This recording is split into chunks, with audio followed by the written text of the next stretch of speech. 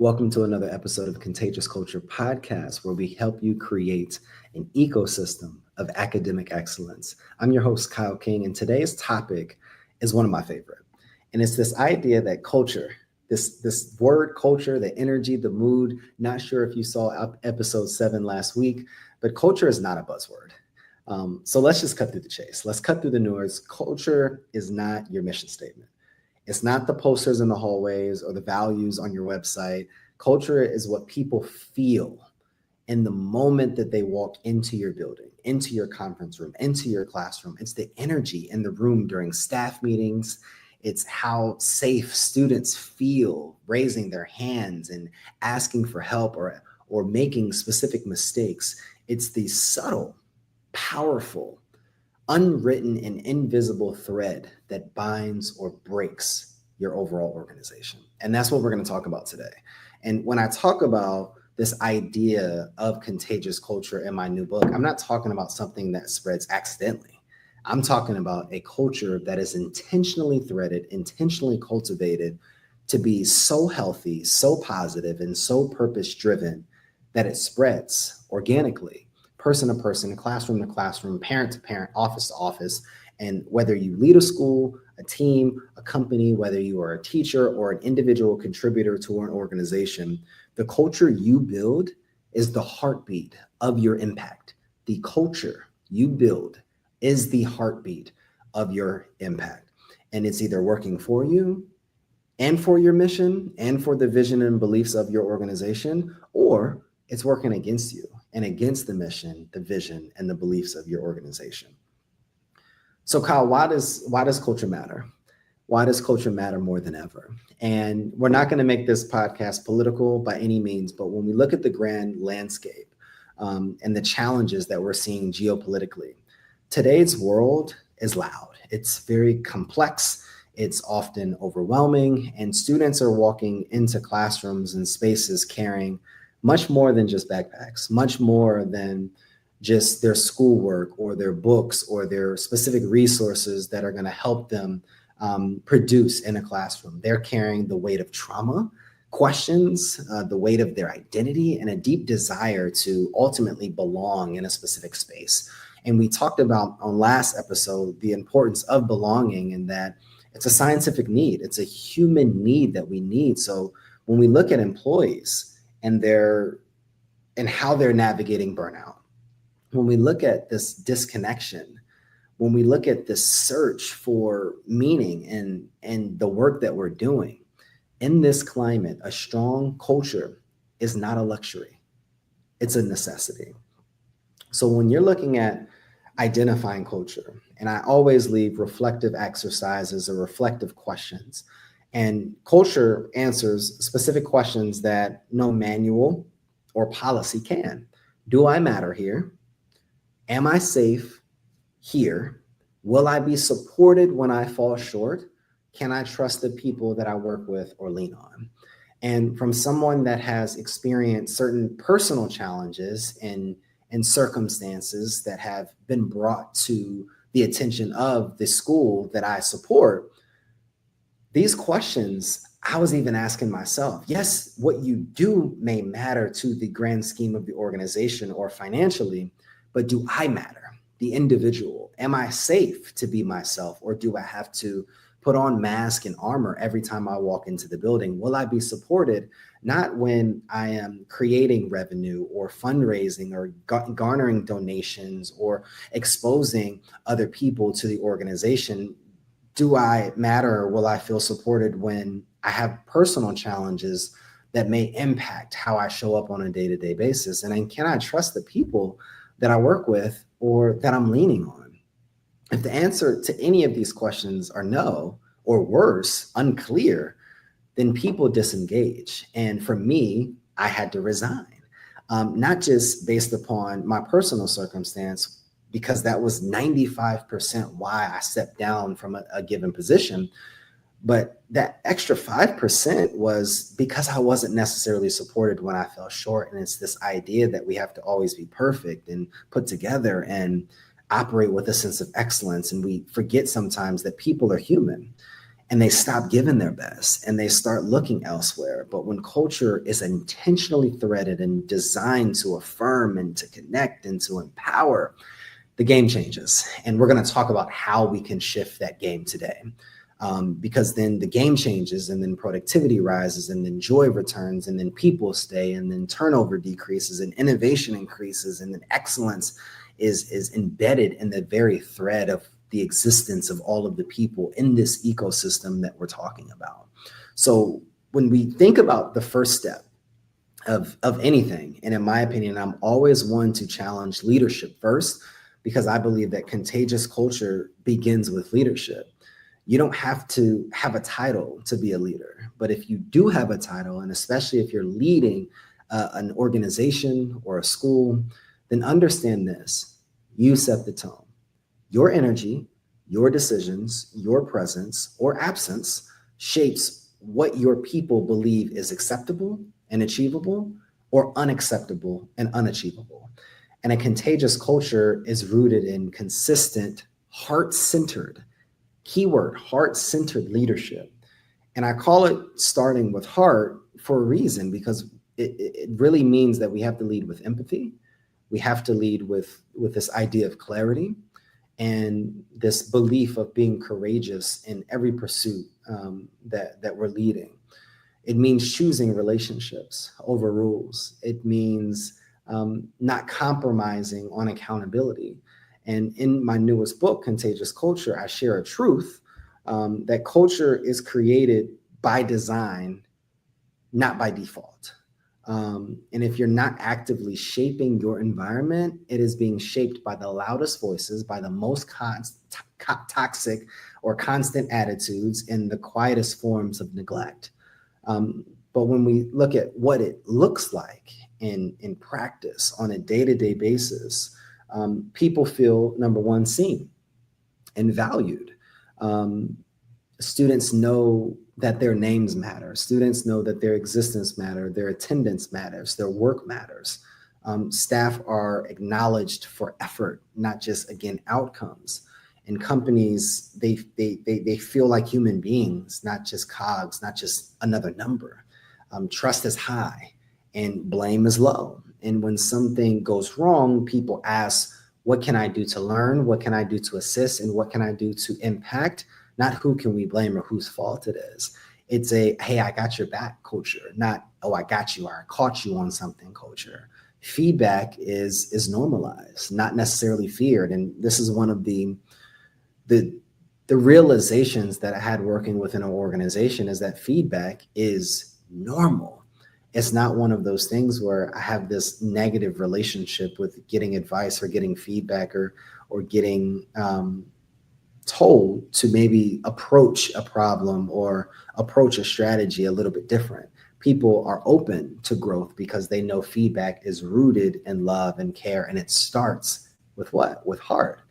Number 4 is our mission drives our decisions. And so many times when I walk into schools and educational institutions, I don't see the mission statement embedded in classrooms. I don't see the mission statement embedded in exposure opportunities for students. I don't see the mission statement in team meetings or crucial conversations or restorative practices. I think that on a lot of schools that I walk into, the mission may be on the wall and on the website, but it's not embedded in the very fiber of the hearts of the individual driving the specific decisions and choices and initiatives that create or make that mission statement real, in a sense. And whether you're designing a new policy or hiring someone new or changing course, your culture should be a compass, not an afterthought. Your mission should be the compass, not an afterthought. And this idea, number 5, is that belief is contagious. You know, in a strong culture, belief in students, staff, the mission, it spreads, and people believe they can make a difference, and they're a part of the difference because they've been seen doing something that is in alignment with this mission-driven culture. So again, number 1 is people feel seen and valued. Write that down. People feel seen and valued. Number 2 is trust is high and blame is low. Number 3 is feedback is normalized, not feared. Number 4 is mission-driven decisions. And number 5 is belief is contagious. So if you're a leader that's watching this and you want to do a quick audit, I want you to turn those 5 points that I just gave you into questions to assess and to audit your specific culture. Number 1, are my people, do they feel seen and valued? Number 2 is trust high and blame low within my organization or within my school? Number 3, have I normalized feedback, or is feedback feared across the building? Number 4, are all of the decisions on every level driven by the mission statement? And number 5, is the belief contagious, or is something else contagious that's being spread throughout the building? When culture goes unchecked, we have a multitude of things, but if we break down so that we can understand as leaders in the essence of time, it leads to high turnover. It leads to this passive aggressive communication. It leads to disengagement. It leads into cliques and silos and an us versus them mentality. And ultimately it leads to a constant sense of survival rather than constant momentum. Now, on the flip side, when culture is ignored or mismanaged, toxicity creeps in. And I've seen it happen in organizations, and I'm sure you're probably experiencing some of this or have experienced some of this in your career. And it takes not just the right strategies, but the right buy-in, the right people, and the right accountability and ownership within yourself to not just have the best curriculum, but the best leadership plan that are committed to being able to be a part of the specific change that's supposed to exist within this organization. So I want to leave you with 5 steps. And I promised you that when we got started, I wanted you to understand ultimately that culture isn't a buzzword. It's really not. And I challenge anybody that talks about their culture as positive or negative, but couldn't define what their culture is within their building. I think that people don't really know what culture is. And when we look at the mood and we look at this invisible thread, and when we look at this ideology of this culture, this mood, this energy within the building that really drives a lot of our interactions and relationships and decisions, that it matters more than ever. It starts with leadership. We looked at what it looks like in real time and people feeling valued, belief being contagious, and then all of the decisions are driven by mission. We see the cost and the high turnover, disengagement, passive aggressive, and cliques and silos, and this idea of survival rather than momentum. All of this does not allow us to drive high quality, high performing schools. It simply does not. And until we focus on the foundation of embedding seeds into our culture that we then water and then we provide the necessary sunlight for, and creating norms and forming new initiatives and forming new mentalities and having more of a growth mindset and buy-in and trust across the buildings, then we're not going to be able to produce the necessary outcomes for students, for our communities, for our country that our students deserve. So ultimately, 4 words that are most important: small shifts, big impact. If you are committed to making small shifts, you'll be able to achieve big impact. And I've seen it. I've seen it in my role as a director of culture and student achievement and advancement.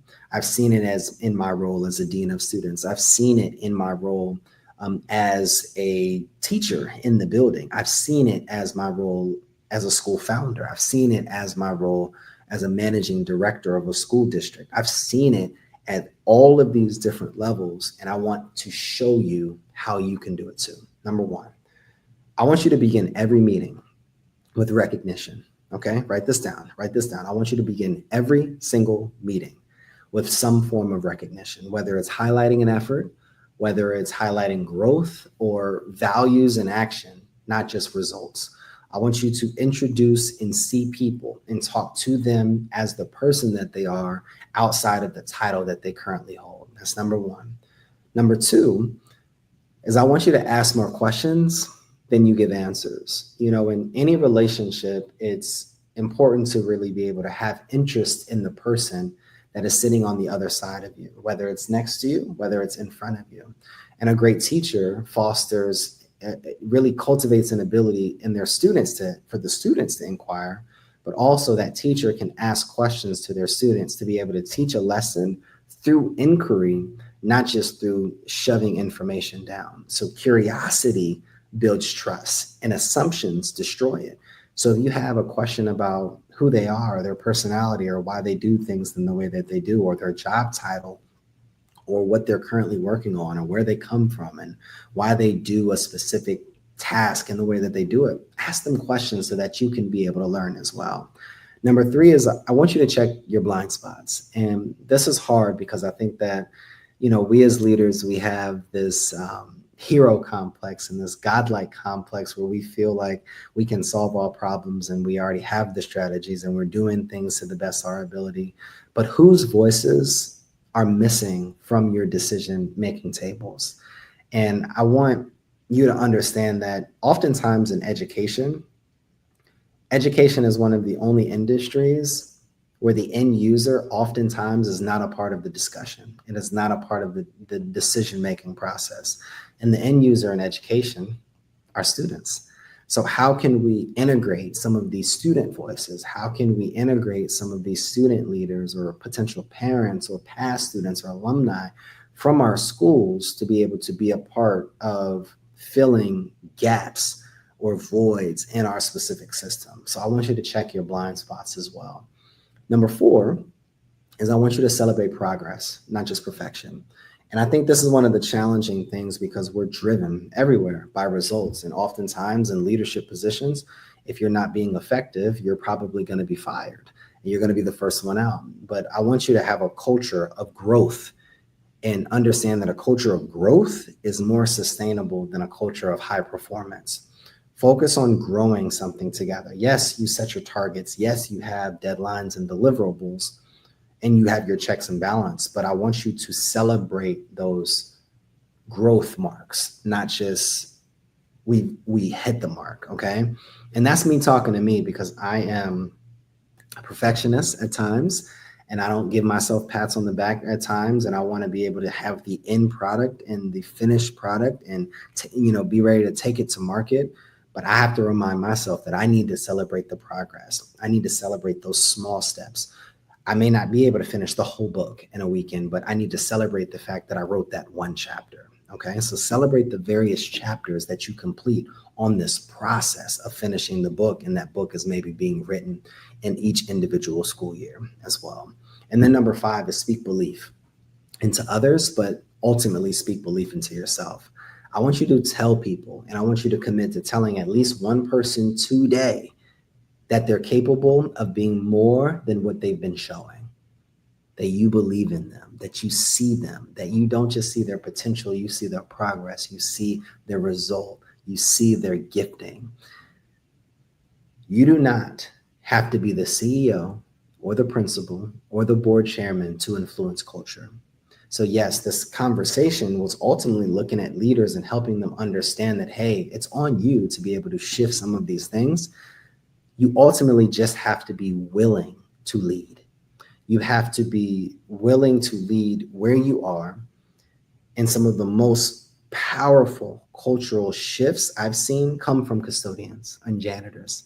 They come from the secretaries. They come from the office managers. They come from the classroom teachers and people that are brought in and have this necessary presence and purpose about themselves. People that maybe don't follow mission statements, they follow people. Let your leadership, let your energy, let your choices be contagious in the very best way. Because at the end of the day, when all of the dust is settled, culture is not about perfection. It's about intentionality.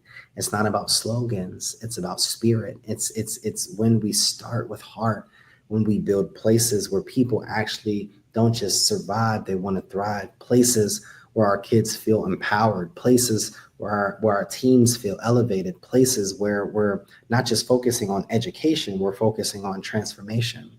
And in order for you to be able to create that type of culture, you have to start here. So yes, culture is not a buzzword. It's an intentional process that we have to be committed to, and it starts with us first. So if you are that leader, if you are that decision maker, or even that person that is committed to creating contagious culture, I want you to check out my newest book, Contagious Culture, on Amazon, Barnes & Noble, Target, and all major retailer platforms. I want you to comment below one of your questions or thoughts or concerns that we can be able to potentially collaborate together. And our team can come into your school, we can assess what we see, and then we can be able to work with your leaders and with your teams to be able to be a part of that specific shift. This is another episode of the Contagious Culture Podcast, and we'll see you next episode. Thanks.